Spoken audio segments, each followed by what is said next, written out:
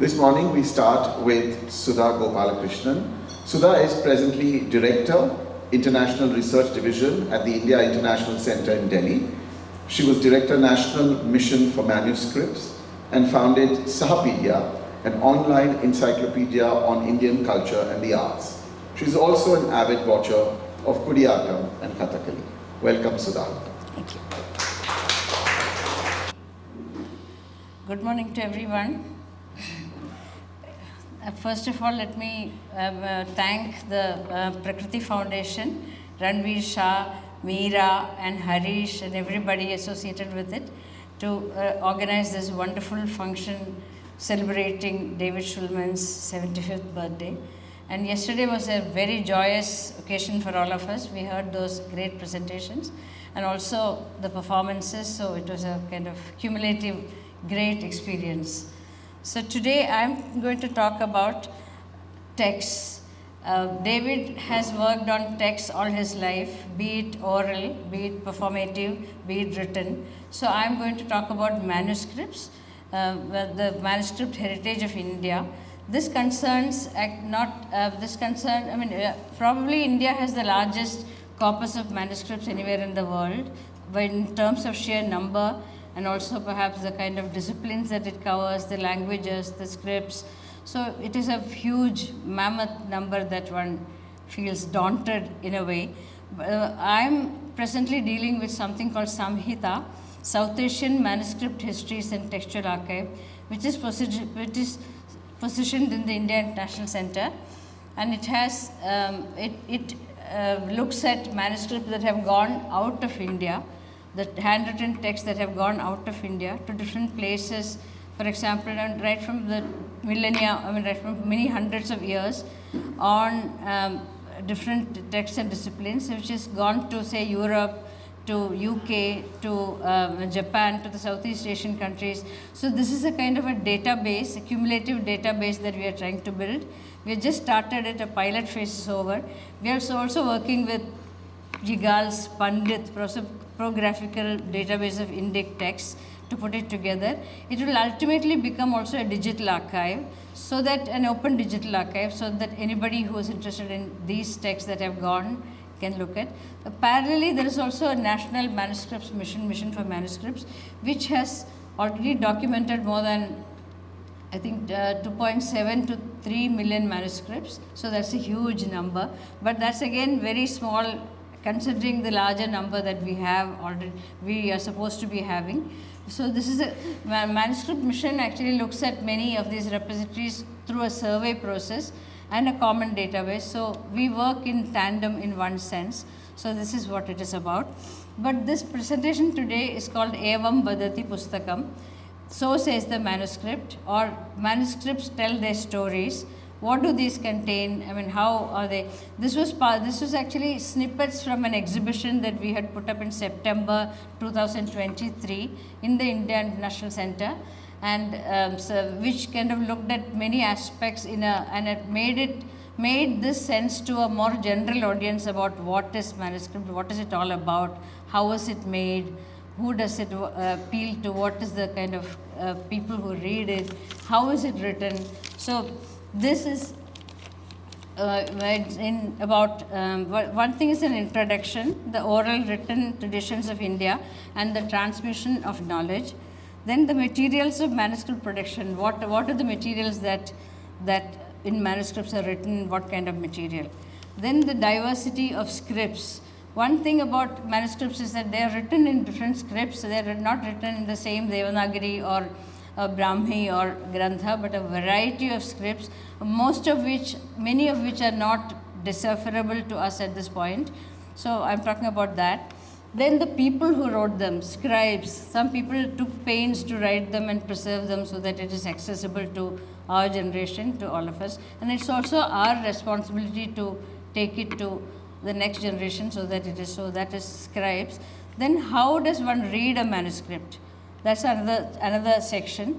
Then of course a glimpse into its various content, varied content in terms of intellectual disciplines or even medicine, lived life. It's not just, it was all very there are also many manuscripts that describe how we live, the games that we play, so different aspects like that. And then of course the journeys that manuscripts have taken from India to other places, South Asia to other places, and why did they do that, and who took them away, and so this is the seven sections. So I'm going to start. I'm going to launch the exhibition. So Evam Vadati Pustakam starts from a shloka in which the manuscript appeals to people, to the users, to all of us, saying Tailad Raksha, Jalad Raksha, Raksha Mam Chladabandhanat, Murkha Hastena Datavyam, Evam Vadati Pustakam. So protect me from oil, please protect me from oil, don't let oil drop into me. Jalad Raksha, protect me also from water. Protect me from loose binding. So this must have been when it was palm leaf, it is loosely bound, then there's a chance that it may get scattered or destroyed or whatever. Also, but more importantly, Murkha Haste na Datavyam. Don't give me in the hands of a fool or somebody who's heedless, somebody who doesn't look at that. Evam Vadati Pustakam. So this is what a manuscript says. So this is a book, it's written in Sharada script. It's a very long scroll, I think about 3 meters, that we had projected during the exhibition. So we can of course see only a very small portion of it here. It is actually from Kashmir of the 18th century, and we got it from the Victoria and Albert Museum in London. It is about a scroll. Scroll is about many, of course, tantric also. At the same time, there are many.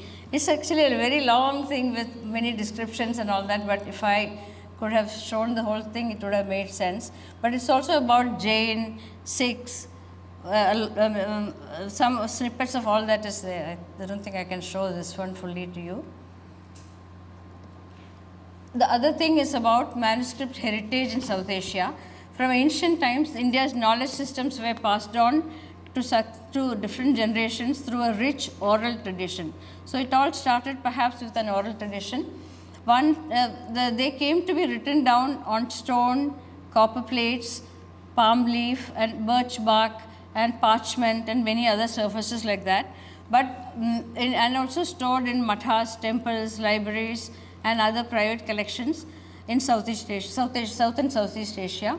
India, like I said, has the largest corpus of collections anywhere in the world. So this is actually something called Prashnottara Ratnamala. It's a Jain philosophical text which is in Sanskrit. It is in Devadagri, and we got it from the Bibliothèque Nationale in Paris.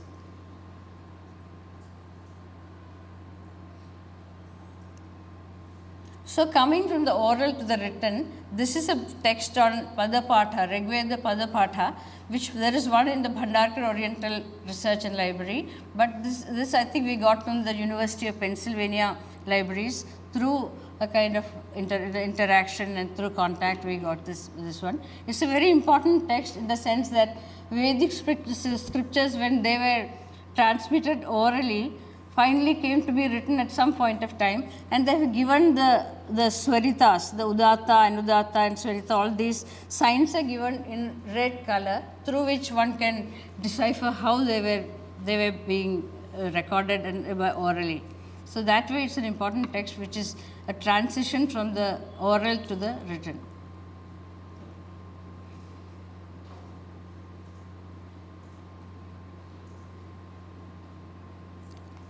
So coming to scripts, this is a very interesting text. It's called Lalita Vistara Sutra, a Mahayana Buddhist text from the early centuries of the Common Era.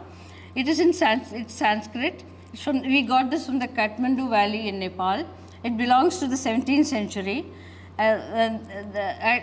This is about Bodhisattva who goes to a guru and asks, will you teach me the scripts? So he said, what kind of script do you want to? But he himself knows it all. So he tells about the name of 64 scripts which in this text, which are mentioned in the script.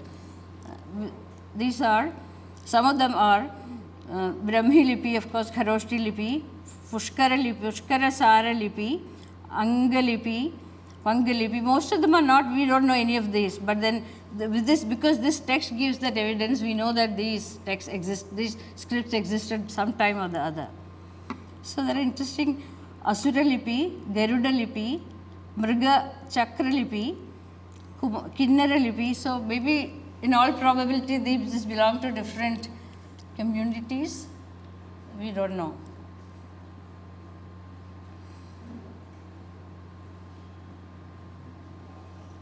This is one of the oldest manuscripts. It is called Bahubuddha Vachana or something.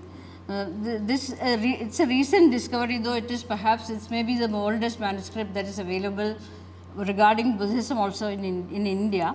It looks at how manuscripts were produced, read and stored, and also how paper became popular. These are scrolls, of course, but also it gives, this is in fragments and we have not yet put it together. So we don't know what exactly it means, except that these are Buddhist stories and tales that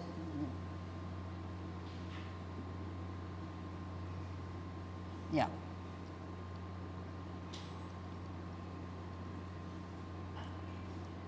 This is a palm leaf with gilding.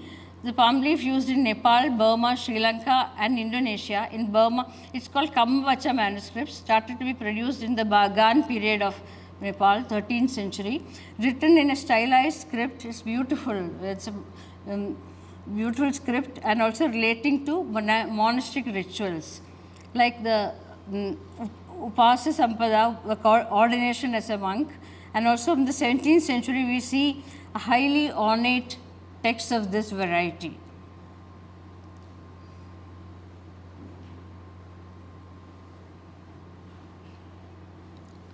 This is the Prajnaparamita Sutra text, which is a paper invented by the Chinese during the Han dynasty, the 3rd century, though in India we started using it only from around the 13th century, right from the time of the Mughal times. Before that, we didn't have any paper with us. Then these were done by early translations of Buddhist texts were done by scholars from present day India or Kushan, working with Chinese collaborators.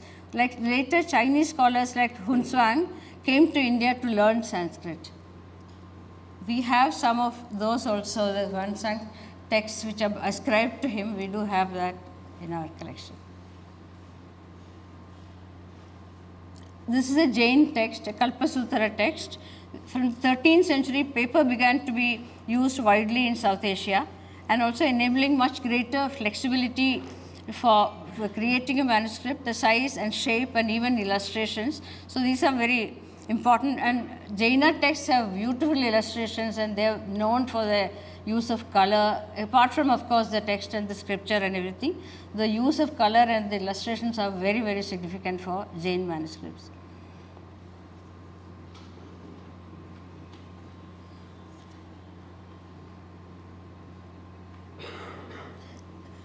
Manuscripts were also covered in very pictorial ways, and also many illustrations were in all of them. And this is one example of that, how manuscripts were produced and how they were put together, and also how they were bound in this kind of texts.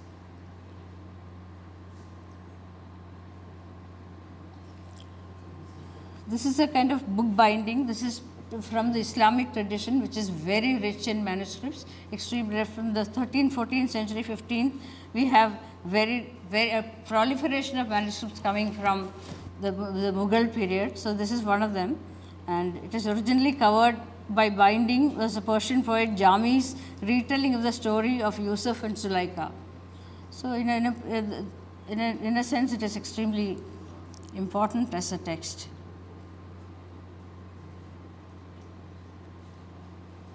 This is about the making of a manuscript. If you look at it closely, it's about the making of a, can you see it? So the Mughal painter uses his own situation to illustrate a 13th century Iranian philosopher's argument that human beings survive best in a hierarchical society. The master craftsman is the highest figure seated on the right.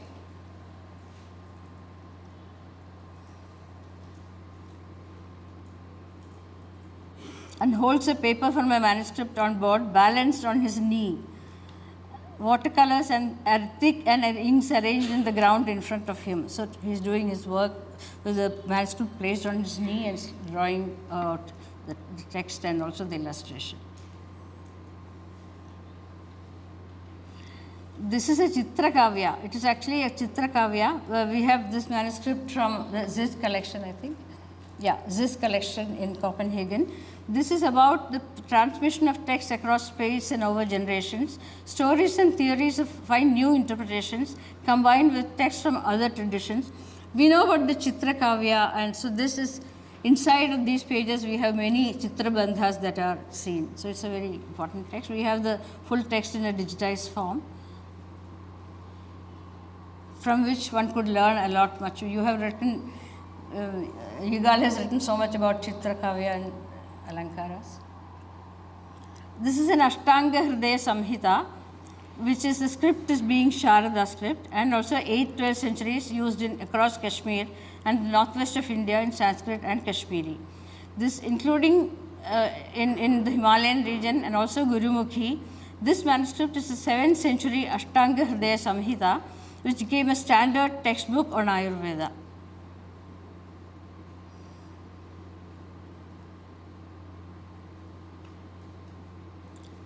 This is a Tamil text, Kovalar Pirandu Kathai, palm leaf manuscript, Sri Lanka, belonging to Sri Lanka, digitized by the Noolaham Foundation with support from the British Library Endangered Archives Project.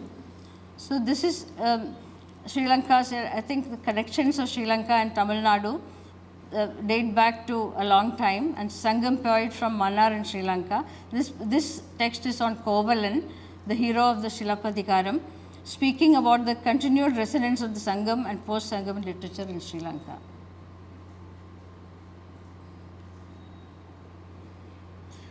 This is a Thiruvilayadal Puranam, again Tamil, palm leaf, Pondicherry, we got it from Pondicherry, digitized by Suganya, this scholar called Suganya Anantha has given this. It is a Tamil Purana describing the sacred sports of Lord Shiva, who came to the world out of love for his devotees.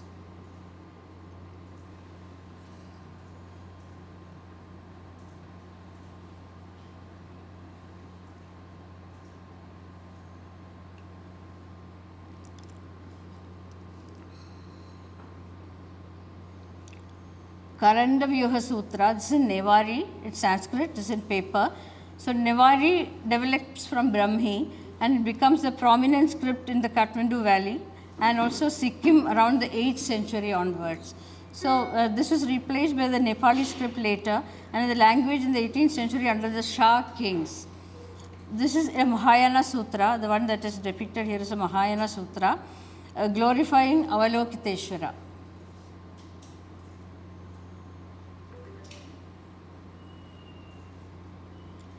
So this is called Jagadisha Shataka in Sanskrit.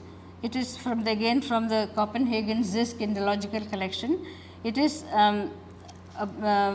it is in the scripts which today appear from the 10th century. The Siddha Matrika script morphs into Nagari later, around the 9th century, and it progresses to the modern Devanagari. So this is a kind of, in this manuscript, 100 verses on Krishna, that's why it's called Jagannatha Shataka. 100 verses on Krishna with a commentary and composed in the 13th century by Raghuraja Simharaju, whose patron was Krishnachandra Raja Bahadur.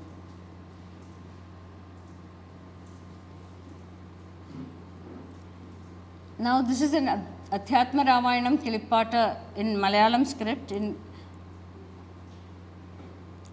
which is actually in Malayalam script has its antecedents in the Vattelizhutha in the 9th century, and then Arya Ezhuthu, precursor of the modern script of Malayalam.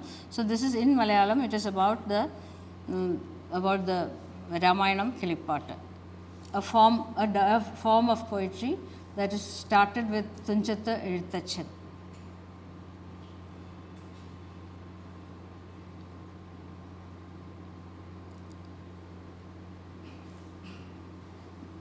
This is the Pakshata Jagadisha Patrika. Author is Jagadisha Tarkalankara.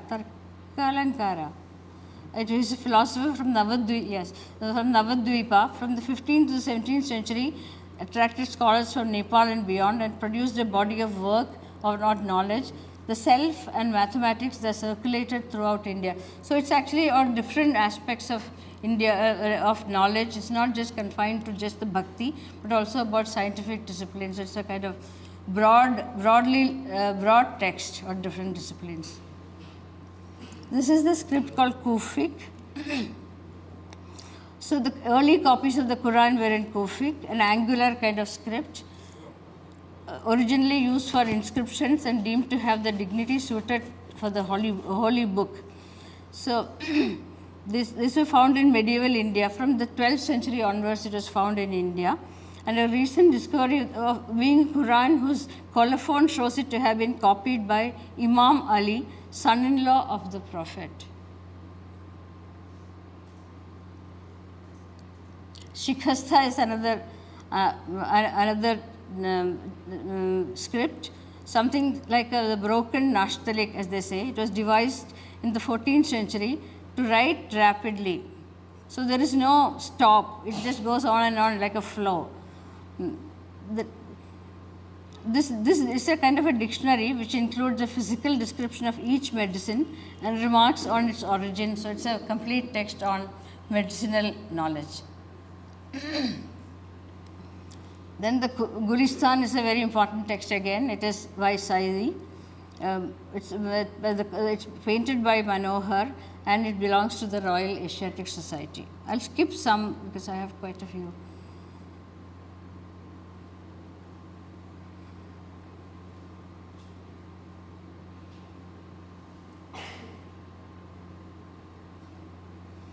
So how do we read a manuscript? There are ways of reading a manuscript as well. One of these manuscripts are there, but how do you read it? So the layout of a manuscript follows certain conventions showing how to read them and also about context of their production. Particularly important are the colophons. There's something called a colophon which gives the idea mostly about the scribe, the patron, and such historical details from which we understand what it is about.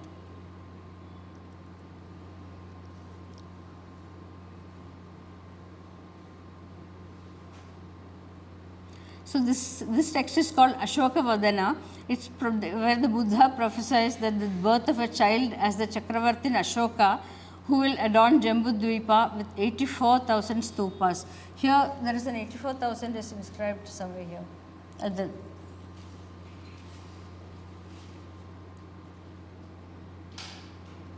I'll skip this one.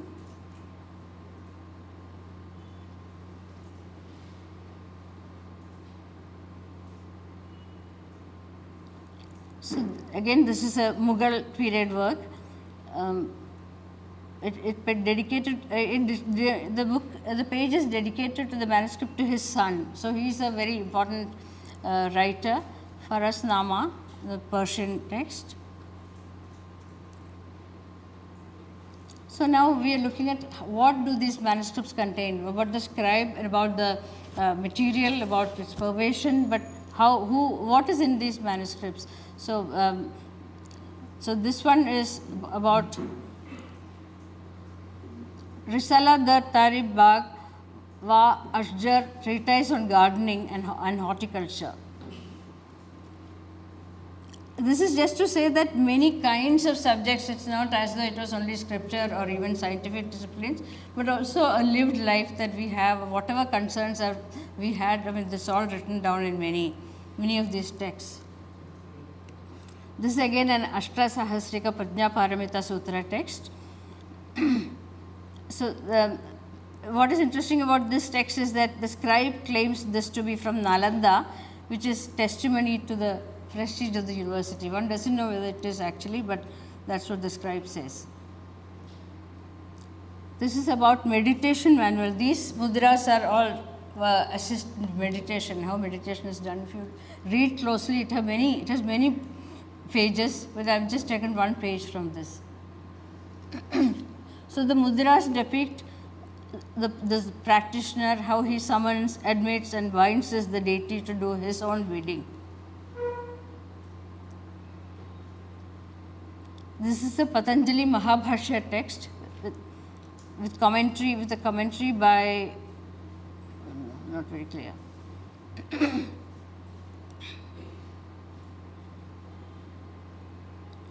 This is a Bhartrhari's Vakyapadiya text, and it is in Telugu and is in paper. Tarka Sangraha, a text on Tarka Sangraha. Baba manuscript is, I think, a very important manuscript for us. It is on medical knowledge, but actually there's also a history to it, which is almost like a crime story, which I'm not going to say everything, but I'll just read out what is here. In 1888, a Turkey tribesman discovered these fragments of birch bark, 51 folios bound in a pothi format, in a Buddhist monastery near Kucha, on the silk route. Then he sold them to Major General Bauer. So that is why it's called Bauer manuscript. And it was actually, somebody had taken it and appropriated, then one person came and killed him and he took the manuscripts, and finally it was sold to Bauer. So there's a lot of story around the manuscript, but it, as a manuscript also, it is extremely important because it gives important ideas about texts and about the text of medicinal knowledge. This is Nadi Pariksha, pulse reading. The text on pulse reading may have been a manual for doctors, or as it explains precisely how to apply 4 fingers to the wrist, and for the women it is the left hand and for the man it's the right hand. All this is given here. This is on veterinary science, on horses, the diseases of horses, Ashwa Ayurveda. So text on that. Another one also on that, which I'm skipping. This is a very long, I think 5-meter long manuscript that we had, in which we could not really, so it's in 2 fragments here, but we had to do something for the exhibition, we had to put it up with it represents a full calendar year with its festivals. Being made of cloth, it could be rolled up and carried conveniently, so cloth was very good for painted scrolls. This is again a very significant manuscript. It is a Jain map. According to the map of Jambudvipa, the whole of Jambudvipa, but with the Jain culture, spirituality in mind. Jambudvipa here is divided into 7 countries by 6 mountain ranges. The central band is Mahavideha, where Tirthankaras take birth. In the south is Bharata. We can see the Himawant mountains on the northern side of Bharata, the rivers Ganga and Sindhu, and Ayodhya in the middle region. When you look at it closely, it has all these, it's a huge one. I mean, we are seeing only a small thing. The Samgrahani Sutras describe the Jain model of the universe in minute mathematical detail. Even this is very minutely written. Once it is enlarged, it is very interesting to read how the Jain cosmology starts, is written very beautifully.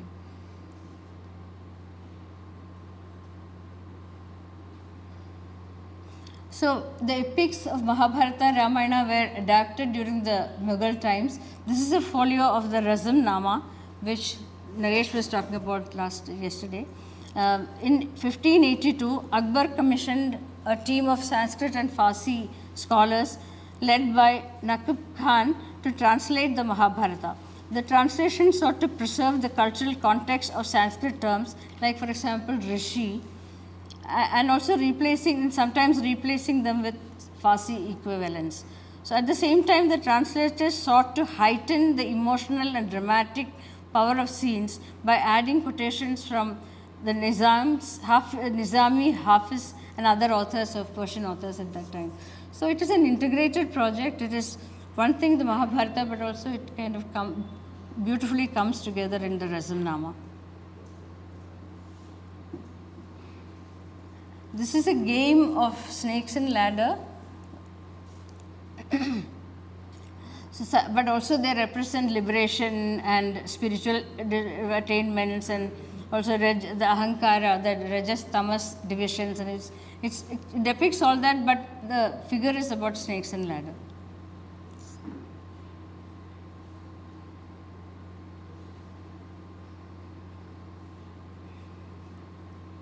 This is an illustrated dictionary for children. It opens with an entry on dolls that young girls make clothes for and play with, and so in Hindi they are called gudiya.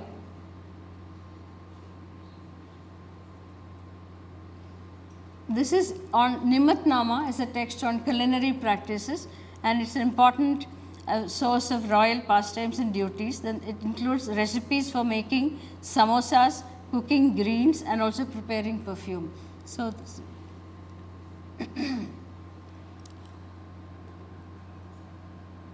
skip this. This is about Atisha Dipankara, an emblematic of the cross-cultural collaborations. Atisha went to different places, learns about manuscripts, and he has done tremendous work linking cultures and countries, and also translations of Tibetan texts into different languages. He also learned Tibetan, Nepali, of course, naturally also the Indian languages also. Atisha has a fascinating story, so this is one of the. And this is a patron at the Mughal court manuscript production. So I am almost done. A large project involved people with many different skills. This Abdul Rahim was sought out as a learned, discerning, and generous patron, and he had 130 artists in his atelier. Some of them are credited with the invention of paper, so Abri paper. He himself was a great scholar and a polyglot, and he also encouraged the translation of Ramayana into Farsi. So we have also talked about collectors who had collected these manuscripts and how they got distributed and how they were made them accessible to scholars.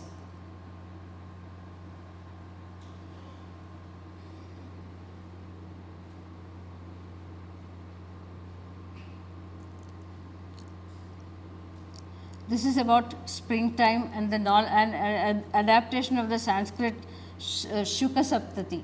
So it's an important text in. It's the last one, I think. Thank you. Actually, we had more than 100 objects that we had displayed, but here I could not bring. I brought about 40 odd, I think.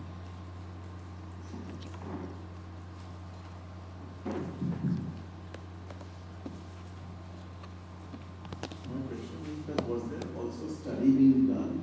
Of course, these are from different museums and different places where they're stored, of the materiality of these manuscripts, because your paper, your birch, you have wood, early palm leaf, and all of that. So it also requires different kinds of ways to take care of it. Traditionally, there were many techniques of preservation of manuscripts. I mean, according to different materials, these are the techniques for birch bark, this is for paper, this is for birch, palm leaf, and like that. But yes, the Manuscript Mission had a full-fledged conservation project side by side with the archiving and the databasing. Yes.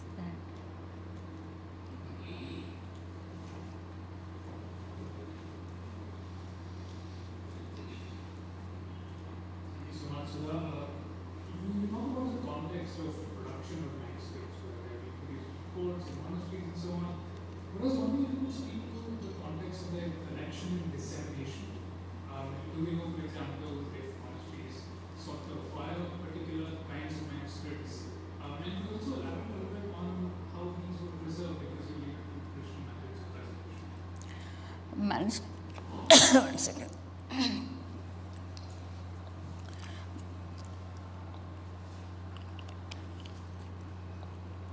Manuscripts were preserved in libraries, in archives, libraries that were built across the country in one way, local manuscript, collecting local manuscripts, as also those were in contact, but also they are seen as personal collections of people. In almost all the traditional houses do have manuscripts, and also sacred houses like temples or mathas, or so they have their own collection. So it's in India it's a mammoth collection which one can never document fully, but one has to only keep trying.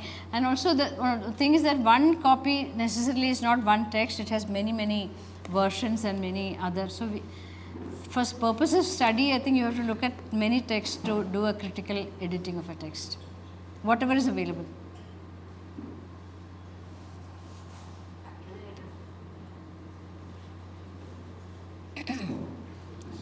This presentation. Very little question is, you said that India in general probably holds the biggest corpus of manuscripts worldwide.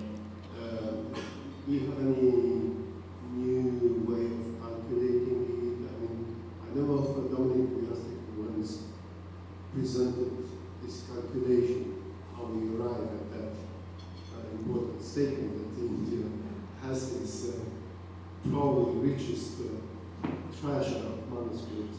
First, is it the number of bundles? Is it the number of copies? Or is it the number of titles?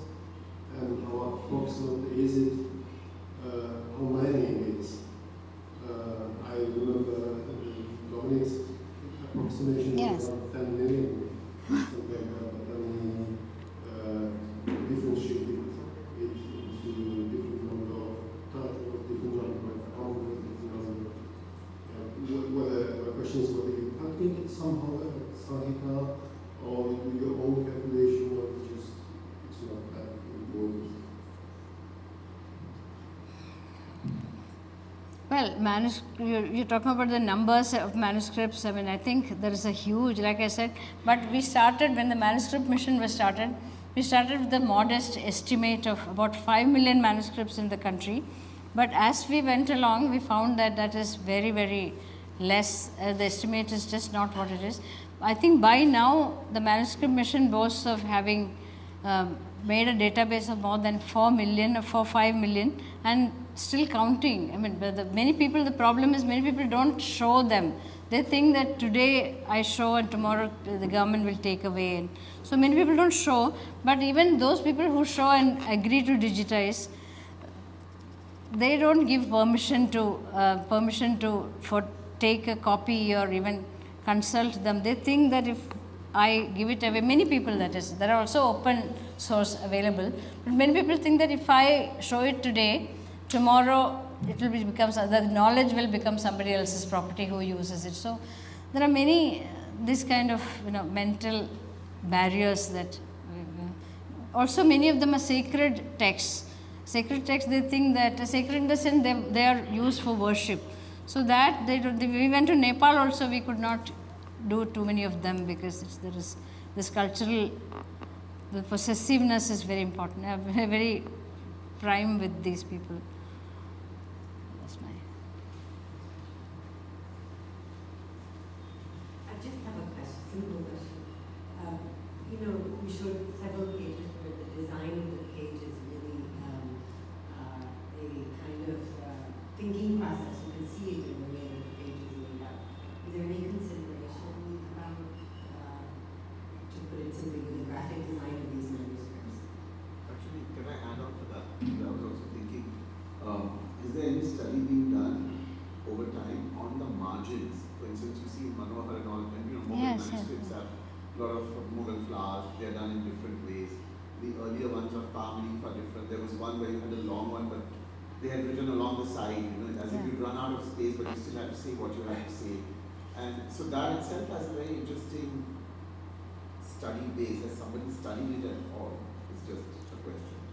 Also, there's a huge tika tradition that's basically tacking on more paper and creating some white space and adding on more text. I'm just curious if anybody was tracking those sort of things, if there's a lot of Illustrated manuscripts is another study of another area of study. With the illustrations, you will know the art history of that time. For example, something that is from Mysore may not be the same as something in Mewar or something in Kashmir. So it's as much a history of art as it is a history of the text itself. So I think it's a different branch in one way. But regarding marginalia, I think that is very important for looking. That also means that this is, many people have referred to it and looked at it, and their interpretation or their comments are. I think it's an important subject to study and explore.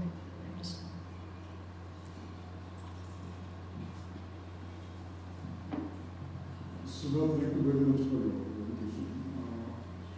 I just have a larger comment connected to the exhibition that you did, plus the manuscript mission. Now, keeping aside the fact of the graphics of the production of manuscripts and the material on which it's produced, etc., the content very clearly is an elaborate knowledge system. And it's an old knowledge system. It dates back to the earliest of the manuscripts. There's certain knowledge that is being transmitted. Quite a bit of it, like you say, is probably religious, but a large amount of that is also secular. It's about physicality, it's about body, it's about health, it's about music, it's about mathematics, and so on and so forth. I'm a bit familiar with the Saraswati Mahal library collections, which have the translated ones have things like Rajashastram, Ashwashastram, even Gaudi Shastram. Yes. How to interpret the noise made by lizards and their appearance suddenly in your life and so on.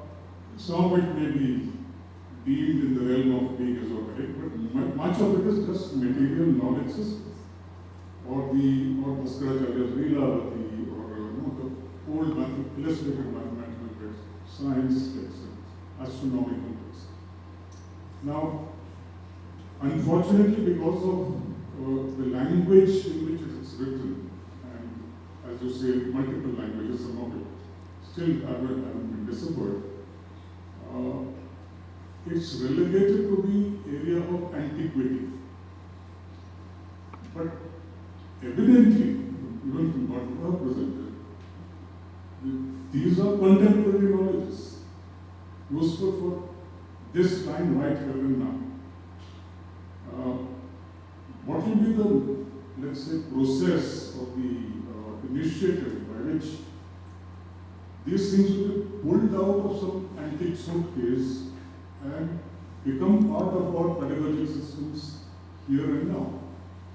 In schools, in colleges, in other modes of transmission, in music schools and dance, and very little of that is filtering down into our time, except as an antique preservation, how to conserve it, etc., etc. But beyond that, content itself, how to bring it, I mean, the most successful, as far as I know, is that mumbo jumbo of astrology. That transmits very fast, and that's, everybody uses that for all kinds of things.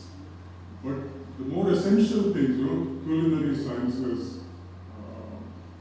health sciences, you have fraudsters like Avaramdev doing all kinds of things. But these are genuine manuscripts which have some very, very interesting research work on verbs and all. So I think, shouldn't the National Manuscript Mission also try to bring it into our midst in a more lively way? First of all, in the way it's interpreted. Secondly, the way it is absorbed in the here and now.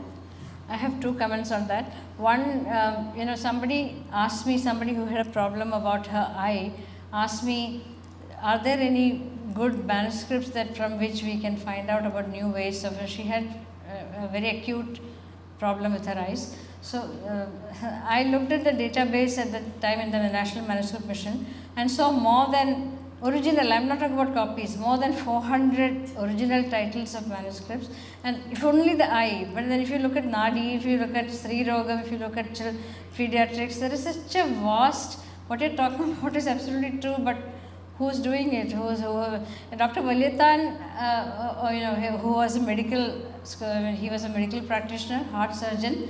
He had once said that it is very important that we study the modern medicine people should also have some kind of understanding of what Ayurveda is all about, what Indian medicine or any indigenous medicine is all about, and there has to be.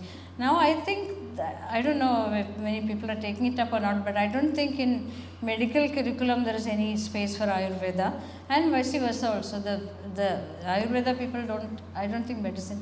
So they are still in two streams. It's high time that these come together. Actually, Dr. Valyathan, when he was the chancellor of the Benares Hindu University, he had wanted to start something in which be it physics, chemistry, medicine, to have the modern, I'm just saying, the curriculum of these days to interact with that. But that would have been ideal, but I don't know whether it has taken any concrete shape yet.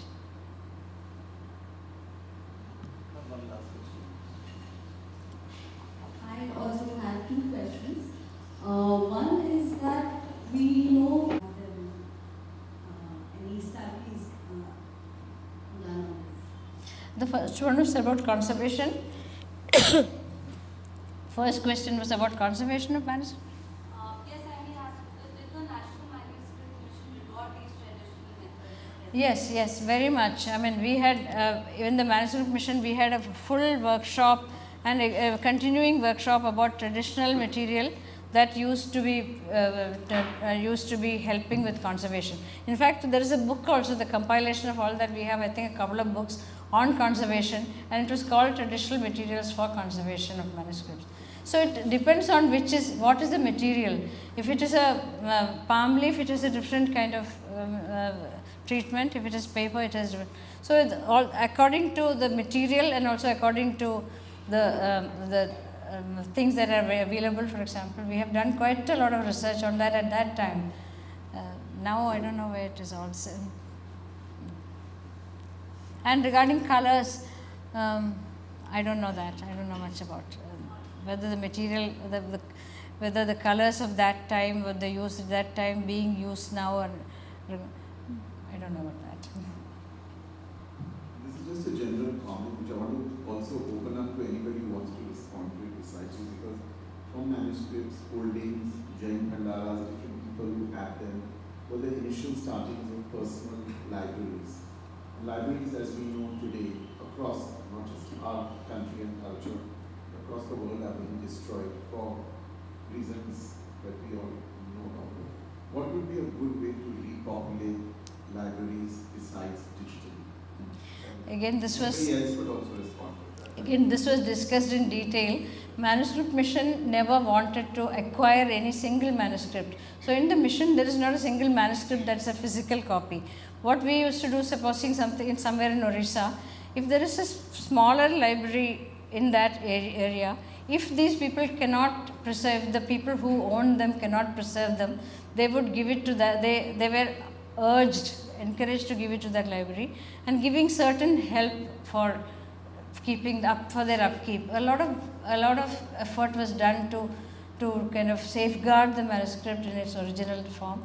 At the same time, digitize so one copy comes to the mission. I just wanted to say that you're in a very long and distinguished parampara. There's a huge gap between the days of Prabhupada China and Tikana Shastri and Rupi Saminath Iyer. These are people who spent their lives looking for manuscripts. Look what we have today, the incredible technological resources and the richness of the collections. And yet, having said that, the same danger that confronted these great predecessors still confronts us today. Saminath Iyer records again and again in his autobiography that he would come to some small place, would be, let us say, I don't know, somewhere in the Tirunelveli district, and he was looking for manuscripts.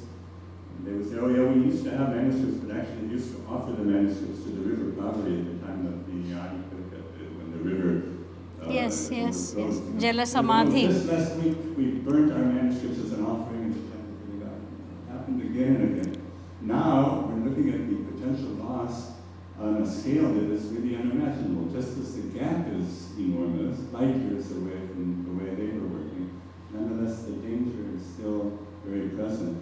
Also, I just wanted to say that I'm not sure exactly about the boundaries of the collection because I myself am interested in the Sri Lankan Tamil manuscripts in Jaffna. Most of those great, it was a period of great cultural richness, and most of the books were destroyed in the Civil War when the library in Jaffna City was bombed. And it's a matter of great urgency to see if we can find even one surviving copy of some of these works whose names we know, but whose copies have vanished apparently from everybody, and the very tradition and way of reading these manuscripts has disappeared. Yeah, that's true. Also, that's absolutely true what you said. I mean, I think it has to be a societal mission rather that people should understand. I mean, how to do that, I have no idea.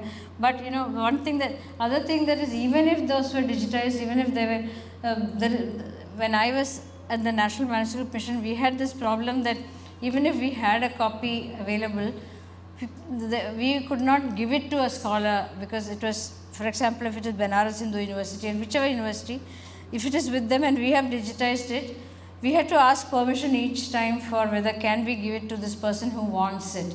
But right now, I think that mindset is changing. I hope it is changing with open access technologies. And now, I think that, you're right, absolutely. I don't know what's an answer.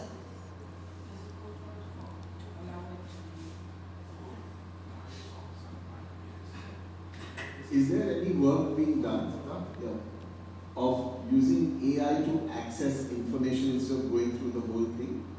Like if you wanted, like Salan said, something on just say gardening, Yes. specific, and then you have so many, or on the point you mentioned about the eye, 400 manuscripts. If you wanted to know specific stuff, is the mission working with AI on accessing specific information that it could quickly churn out? Mission is not working with AI, but I think the Google Art Institute they are doing some things with that. They asked us whether can we have a selection of manuscripts as an example so that we can do some. I think that work is on with them, but nobody else is doing. I don't know whether maybe Yigal might know.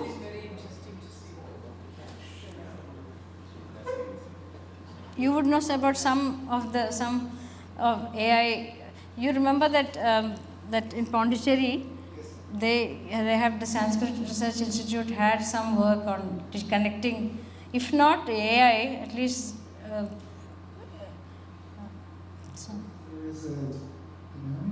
There is a project of metadata, as you know, that we're doing on manuscripts and works and texts, which is free and searchable online.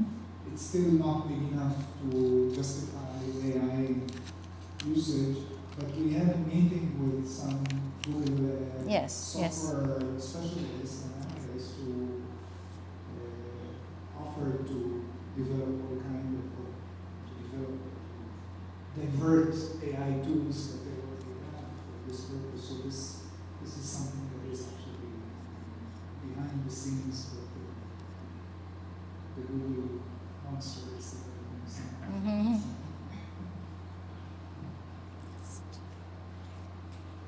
So thank you.